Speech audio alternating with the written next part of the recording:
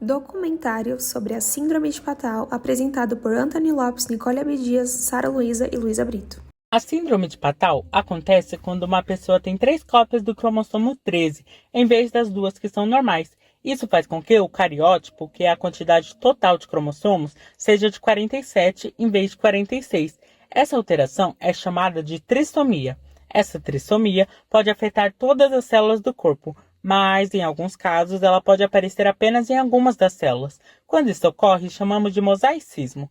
Nesse caso, os sintomas tendem a ser mais leves, já que nem todas as células são afetadas pela alteração.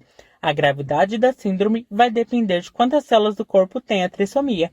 Na maioria das vezes, o cromossomo extra surge por causa de um erro que acontece de forma espontânea durante a divisão das células reprodutivas de um dos pais, no óvulo ou no espermatozoide. Esse erro, conhecido como não disjunção, ocorre quando os cromossomos não se separam corretamente e isso resulta na trissomia. Vale destacar que a síndrome de Patau não é uma condição hereditária. Na maioria das vezes, ela acontece sem que haja histórico familiar, o que significa que não é transmitida de pai para filhos. As características mais comuns das crianças com síndrome de Patau são a má formação grave no sistema nervoso central, retardo mental grave, defeitos cardíacos congênitos, fenda labial no céu da boca e má formação das mãos ou pés, como dedos nas mãos extras ou uma parte inferior dos pés arredondada. Além disso, alguns bebês também podem ter microcefalia, surdez ou baixo peso ao nascer, ou apresentar alterações no sistema circulatório e urogenital. As taxas de mortalidade da síndrome de Patau é alta, com mais de 90% das crianças que nascem com a doença morrendo no primeiro ano de vida. Cerca de 50% dos bebês morrem na primeira semana de vida, menos de 5% sobrevivem até os 3 anos e a maior sobrevida relatada é de 10 anos. Não há um tratamento específico para a síndrome de Patau, mas é possível acompanhar o paciente de forma multidisciplinar. O tratamento pode incluir medicamentos para reduzir sintomas ou até mesmo cirurgias para corrigir anormalidades físicas.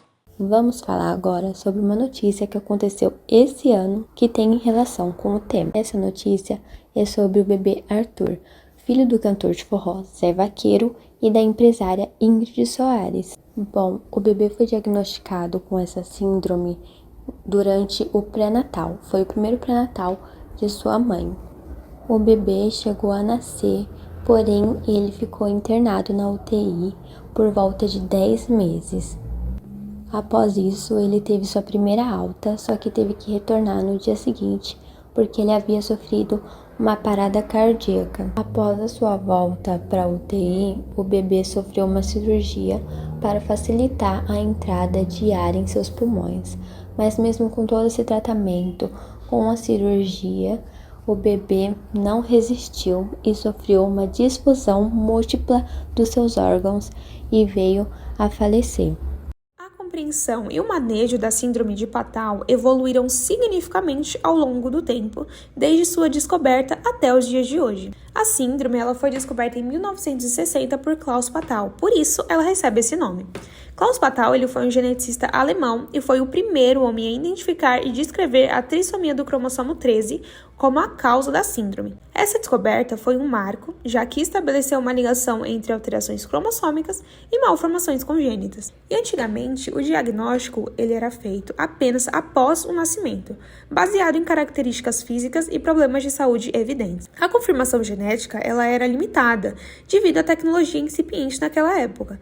Já hoje, como já falado aqui, descobrimos o diagnóstico pelo pré-natal. Exames como o ultrassom morfológico, o teste de DNA fetal livre e a amniocêntese, eles permitem identificar a trissomia antes do nascimento. E antigamente, as opções de tratamento eram extremamente limitadas e os bebês frequentemente não recebiam suporte avançado devido à falta de tecnologias médicas. No entanto, a expectativa de vida era muito curta, como a maioria não sobrevivendo ao primeiro mês. E atualmente, neonatologistas, cardiologistas e neurologistas e outros especialistas, eles trabalham juntos.